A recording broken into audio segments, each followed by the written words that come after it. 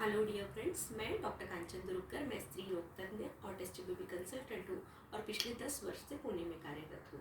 आज हम ovum pickup procedure के पहले क्या क्या प्रिकॉशंस आपने लेने चाहिए इसके बारे में बात करने वाले हैं। सो जब भी आप आईवीएफ प्रोसीजर के थ्रू जा रहे होते हैं, सो ये थोड़ा सा एक बहुत ही इम्पॉर्टेंट स्टेप होता है, एक ऑपरेशन होता है। सो हमेशा जब भी पिकअप पेशेंट का होने वाला है तो वो एंग्शियस होते हैं कि मैम कैसा ये ऑपरेशन होने वाला है, क्या होने वाला है।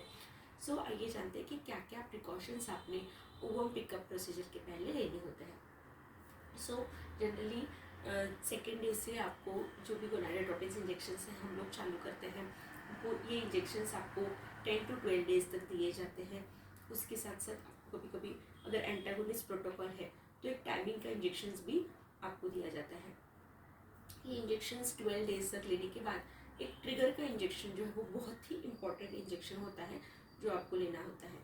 ये जो ट्रिगर का इंजेक्शन है वो प्रॉपरली आपको जिस टाइम पे बताया गया है वो टाइम पे आपको ये ट्रिगर इंजेक्शन लेना बहुत ही ज़रूरी है, क्योंकि उसके अनुसार ही आपको ओवम पिकअप जो है वो प्लान होता है। जिस सेंटर में आपका स्टिमुलेशन हुआ है वही सेंटर में अगर आप ट्रिगर का इंजेक्शन ले रहे हो तो वो प्रॉपर आपने टाइम पे लेना है, या फिर अगर आप बाहर कहीं ये इंजेक्शन ले रहे हो तो ये जो टाइम आपको बताया गया है वो आपको फॉलो करना बहुत ज़रूरी है, क्योंकि ये जो ट्रिगर है इसके 35 to 36 आवर्स में हमें पिकअप करना बहुत ज़रूरी होता है। सो ये जो ओवम पिकअप है ये टाइम बाउंड प्रोसीजर होता है। अगर हमने इसके पहले कर लिया पिकअप तो हमें इमेच्योर एग्स मिल सकते हैं, और अगर हमने इसके बाद में 36 आवर्स के बाद में अगर ये पिकअप हुआ तो ये जो एग्स है वो सारे रप्चर हो जाएंगे और फिर हमारे जो ये 12 डेज के इंजेक्शन्स जो है वो सारे वेस्ट चले जाएंगे। तो इसके लिए ये जो टाइम बाउंड प्रोसीजर है वो टाइम पे होना, वो और ये ट्रिगर आपने टाइम पे लेना ये बहुत ही ज़रूरी होता है। सो ट्रिगर का जो इंजेक्शन है वो आपने प्रॉपर टाइम पे लेना। अगर आप वो आपके सेंटर से बाहर ले रहे हैं तो आपने उसे कोल्ड चेन में रखना, 4 to 8 डिग्री सेल्सियस पे रखना, उसे फ्रीजर में नहीं रखना, ये भी बहुत ज़रूरी है। इसे आप नीचे फ्रीज में आप नीचे की साइड पे रखिए, फ्रीजर में इसे रखना नहीं है 4 to 8 डिग्री सेल्सियस में। और जब तक आपको ये ट्रिगर का इंजेक्शन नहीं लगता है तब तक इसका कोल्ड चेन मेंटेन करना ये बहुत ही ज़रूरी है, क्योंकि इसकी इफिकेसी जो है, ये इंजेक्शन की इफिकेसी जो है वो अगर कोल्ड चेन प्रॉपरली मेंटेन नहीं है तो ये ट्रिगर इंजेक्शन की इफिकेसी जो है वो कम हो जाएगी और इसकी वजह से हमें प्रॉपर मैच्योर्ड एग मिलने में दिक्कत हो सकती है। सो मेरा रिकमेंडेशन यही रहेगा कि जिस सेंटर में आपका स्टिमुलेशन हुआ है वही सेंटर में आप ट्रिगर का इंजेक्शन लीजिए।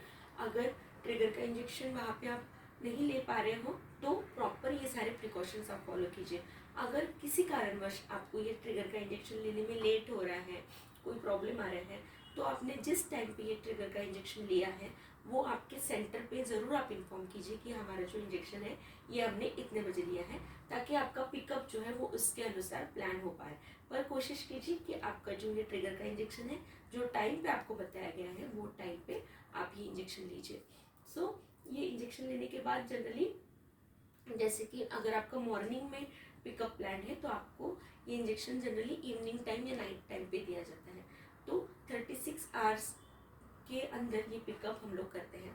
तो डिपेंड करता है कि अगर कम नंबर ऑफ एग्स होते हैं तो हम लोग जनरली जल्दी पिकअप करना प्रेफर करते हैं, ताकि हमें ये जो एग्स है वो रप्चर ना हो और ये हमें एग्स जो है पूरे रिट्रीव हो सके। सो जिस दिन आपका ओवम पिकअप है उस दिन आपने क्या क्या इंस्ट्रक्शंस फॉलो करने हैं, तो आपने नील बाय माउथ आना है, मतलब आपने कुछ खाना या पीना नहीं है। बहुत बार ऐसा होता है कि हम पेशेंट्स को बोलते हैं आपको कुछ खाना नहीं है, लेकिन वो चाय या कॉफ़ी कुछ पी लेते हैं, पर ऐसा नहीं करना है। आपने पानी भी नहीं पीना है, आपने नील बाय माउथ आना है। जिस भी टाइम पे आपको पिकअप के लिए बताया गया है उसके एटलीस्ट 1 घंटा पहले आपने पिकअप के लिए पहुंचना है। बहुत बार ऐसा होता है कि पेशेंट को लगता है कि हाँ हमारा 9 बजे पिकअप है तो हम 5 मिनट पहले भी पहुंचे तो चल सकता है, तो ऐसा नहीं है। इसके पहले हमें आपको कुछ इंस्ट्रक्शंस देने होते हैं, कुछ आपको आईवी फ्लूइड लगाना होता है, कुछ प्री मेडिकेशंस देने होते हैं। सो आपको एटलीस्ट 1 घंटा पहले पिकअप के प्रोसीजर के 1 घंटा पहले आना ज़रूरी होता है। अब इसके अलावा आपको पार्ट्स प्रिपेयर करने होते हैं, मतलब आपके जो इंटरनल एरिया है वो आपको वहाँ के हेयर्स जो है लेबियल हेयर्स जो है वो आपको ट्रिम करना है, या फिर क्रीम से आप क्लीन कर सकते हो। तो ये जो हैं वो आपको क्लीन करना है।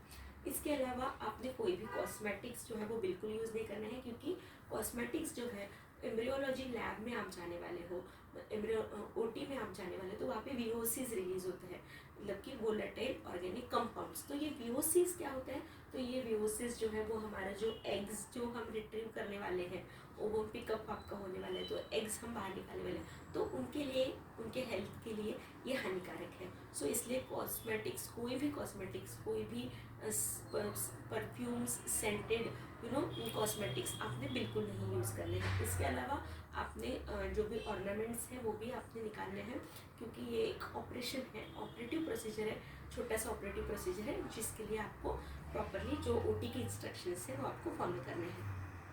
इसके अलावा आपने जिस दिन आपका पिकअप है उस दिन आपको हम आईवी फ्लूइड लगाते हैं, कुछ प्री मेडिकेशंस देते हैं, एंटी इमेटिक्स आपको देते हैं।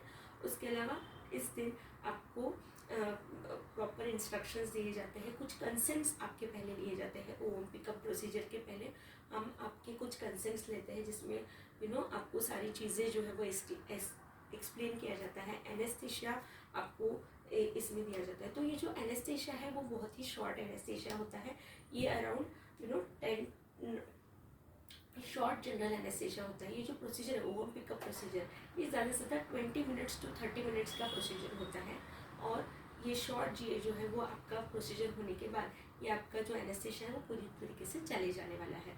और ये जो पिकअप प्रोसीजर है वो लिथोटोमी पोजीशन में होता है, जैसे कि आपकी सोनोग्राफी में आपका पोजीशन होता है, सेम वैसा ही पोजीशन आपका ये जो ओवम पिकअप के वक्त रहने वाला है।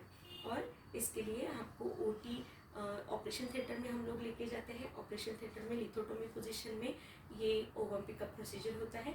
इसमें आपके पेट के ऊपर कोई भी इंसिजन नहीं होता है, कोई भी टाका नहीं होता है। और ये जो प्रोसीजर है वो अराउंड हाफ एन आवर का डे केयर प्रोसीजर है। इसके बाद हम लोग आपको एक 4 आवर्स ऑब्जर्वेशन करके आपको डिस्चार्ज देते हैं। सो ये ओवम पिकअप के पहले आपने क्या क्या प्रिकॉशंस लेने चाहिए इसके बारे में हमने बताया। जो भी मेडिसिन आपको ओवम पिकअप प्रोसीजर के पहले लेने के लिए बताई गई थी वो लीजिए। जो भी मेडिसिन आपको नहीं लेने को बोली है वो आप ज़रूर अवॉइड कीजिए। जैसे कि अगर आपको डायबिटीज़ के लिए कुछ मेडिसिन चल रही है तो वो आपको अवॉइड करना है, नहीं लेना है। आपके डॉक्टर से आपको पूछना है कि एंटी डायबिटिक मेडिसिन आपको लेना है कि नहीं। थायराइड की मेडिसिन आप ले सकते हो। बाकी जो भी मेडिसिन है आपको जो चल रही है वो आपके डॉक्टर्स को पूछना है आपको कि उस दिन ओवम पिकअप के दिन वो मेडिसिन आपको लेनी है कि नहीं लेनी है। सो ये सारे इंस्ट्रक्शंस अगर आप फॉलो करते हो तो ओवम पिकअप प्रोसीजर ये बहुत ही छोटा प्रोसीजर है, इसमें बिल्कुल भी आपको डरने की चीज़ नहीं है। ये एक ही प्रोसीजर है पूरे IVF साइकिल में, जो कि अंडर एनेस्थीसिया मतलब भूल देख के ये प्रोसीजर होता है, जो कि हाफ एन आवर का ही प्रोसीजर होता है, जो कि बहुत ही सेफ प्रोसीजर है। इसके ज़्यादा कॉम्प्लिकेशन नहीं होते हैं। पोस्ट ओवम पिकअप प्रोसीजर क्या प्रिकॉशंस आपको लेने हैं ये हम हमारे नेक्स्ट वीडियो में आपके लिए ज़रूर लेके आएंगे। सो ज़रूर हमारी ये वीडियो सीरीज़ आप देखते रहिए। और अगर आपको हमारी वीडियोस पसंद आते हैं तो हमारे चैनल को ज़रूर लाइक, शेयर और सब्सक्राइब कीजिए। Thank you so much.